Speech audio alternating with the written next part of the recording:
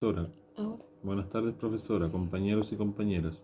El día de hoy presentaré mi revista filosófica, la cual tiene como nombre Sofía. Introducción. El objetivo de esta revista filosófica es hacer un análisis crítico sobre tres características propias del ser humano.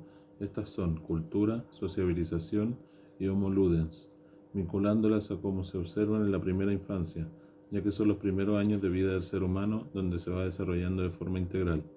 La cultura es una característica que viene desde que las madres se encuentran en gestación, y al nacer el bebé ya posee una cultura determinada, ya que ésta va de generación en generación.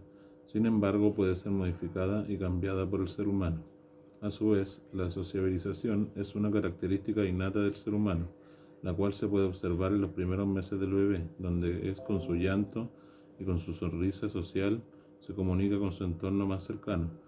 Por otro lado tenemos el homo ludens, la cual es una característica importante del ser humano, ya que a través del juego puede desarrollarse como un ser integral y donde se puede relacionar con los demás. A continuación se analizarán las tres características de forma más profunda. La cultura es un concepto el cual hace referencia a la subjetividad del ser humano, es decir, al mundo propio de la persona antes de la sociedad. Es decir, que la cultura viene incorporada al ser humano y cambiando a medida que el ser se va conociendo y explorando tanto su mundo interior como el exterior. Por otro lado, la cultura hace referencia al conjunto de distintas formas de expresión de una sociedad determinada, por ejemplo, costumbres, prácticas, códigos, normas, organizaciones sociales, creencias, entre una infinidad de acciones culturales que realizan las personas de un determinado grupo de personas. Fran Boas menciona: puede definirse la cultura como la totalidad de las reacciones y actividades mentales y físicas que caracterizan la conducta de los individuos componentes de un grupo social, colectiva e individualmente, en relación a su ambiente natural, a otros grupos, a miembros del mismo grupo y de cada individuo hacia sí mismo.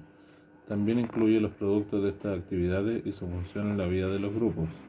Boas tiene una visión empírica de la cultura, lo que quiere decir que la cultura es selectiva, es decir, que se ajusta a la elección entre las innumerables posibilidades que se le ofrecen, dando lugar a cada cultura se encuentran presentes en un contexto determinado singular. De otra manera más sencilla de explicar es que cada ser humano se ajusta a la cultura del contexto en el cual se encuentra inserto. La cultura es una característica del ser humano, ya que éste se encuentra desde antes de nacer en una sociedad culturizada, donde se va adquiriendo a medida que el ser humano se va desarrollando con el paso del tiempo, debido a que esta es pasada de generación en generación. Por otro lado, la cultura se encuentra en constante transformación. Sin embargo, esto no quiere decir que el ser humano pierda sus creencias o costumbres que forman parte de su propia cultura. Asimismo, la cultura es elegida por el propio ser humano, va teniendo su cultura propia, de acuerdo a su historia de vida, sus creencias, sus ideologías, su forma de vivir, entre otros elementos. Es decir, que cada ser humano, a medida que va creciendo, va formando y estableciendo su propia cultura. Para finalizar, se puede reflexionar que la cultura siempre se encuentra en constante cambio, debido a las distintas culturas que van llegando a un país determinado, pero eso no significa que perdemos nuestra esencia o nuestra historia, sino que las culturas se van entrelazando entre sí, para enriquecernos en todo ámbito como seres humanos pertenecientes a un territorio determinado. Podemos incorporar distintas costumbres, alimentación, bailes, entre otros, pero nunca nos olvidaremos de nuestra historia. En especial, los niños y niñas se van enriqueciendo con las distintas nacionalidades que se encuentran en su cultura. Por ejemplo, cuando en los colegios celebran el 18 de septiembre, van incorporando bailes de otros países con el fin de resaltar también la cultura propia de los niños y niñas extranjeras. La sociabilidad es netamente la esencia natural del propio ser humano, es decir, que es un acto espontáneo del ser humano, en donde se pueden reconocer las distintas aptitudes para poder establecer comunicación con los demás seres. A su vez, se encuentra el concepto de socialización, el cual se relaciona con la búsqueda de los intereses de forma lúdica. Dado esto, se da a conocer que la sociabilidad y la socialización son conceptos que se unen mutuamente, para que así el ser humano de forma innata pueda comunicarse con los demás en concordancia con sus propios intereses. Aristóteles nos menciona: el ser humano es un ser social por naturaleza, y el insocial por naturaleza y no por azar, o es mal humano o más que humano. La sociedad es por naturaleza anterior el individuo, el que no puede vivir en sociedad o no necesita nada para su propia suficiencia. No es miembro de la sociedad, sino una bestia o un dios. Es decir, que el ser humano desde su nacimiento es un ser social, la cual se va desarrollando durante toda nuestra vida debido a que necesitamos de los otros para sobrevivir. Por otro lado, es importante mencionar que cada individuo tiene su propia personalidad, la cual debe ir creciendo en la dimensión social, para que así pueda convivir en comunidad, ya que si él se desarrolla como un aislado, no podrá desarrollar como persona. Relación entre el ser humano y la sociabilidad. El ser humano es un ser social por naturaleza, es decir, que nacemos con esta característica social, la cual cada individuo va a ir desarrollando a medida que la va explorando su entorno y su comunidad. Si nos enfocamos en el ser humano cuando son bebés, ellos realizan un gesto sumamente importante para su desarrollo sociocultural, el cual es la sonrisa social. Esta debe aparecer antes de los 3 meses de vida del bebé. Es así como el bebé podrá comunicarse con las personas que lo rodean en ese momento, que mayoritariamente son sus propias familias.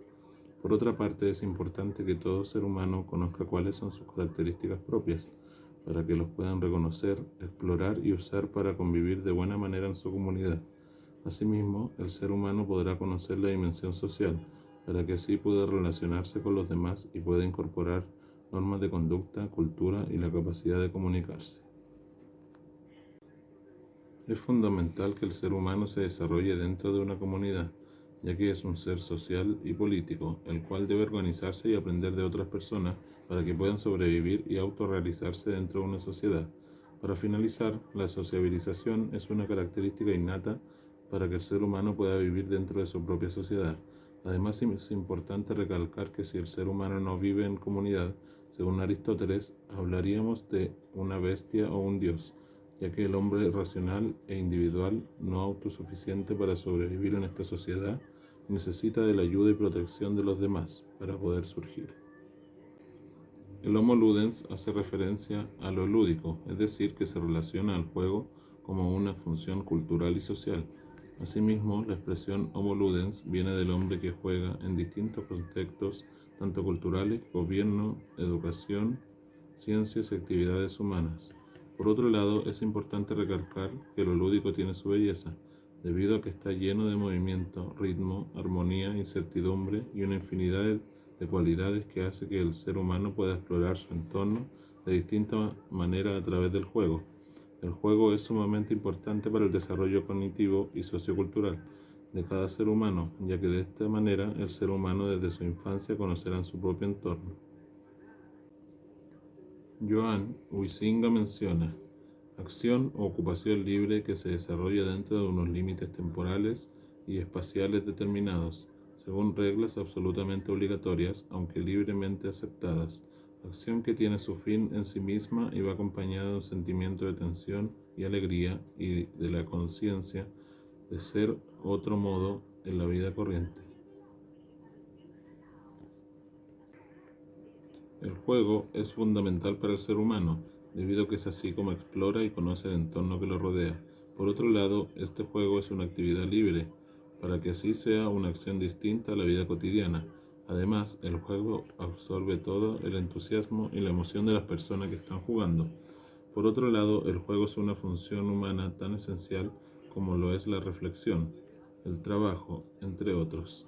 Es así como el juego fomenta la formación y el fortalecimiento de los distintos seres, debido a que les permite crear nuevos mundos, potenciando su creatividad. Si nos enfocamos, el juego libre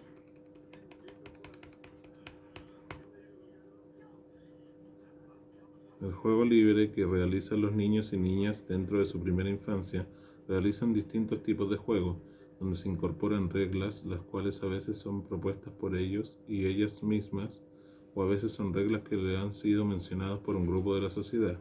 Además poseen un inicio y un fin, lo cual va acompañado de distintos sentimientos y emociones, las cuales van floreciendo en el mismo juego.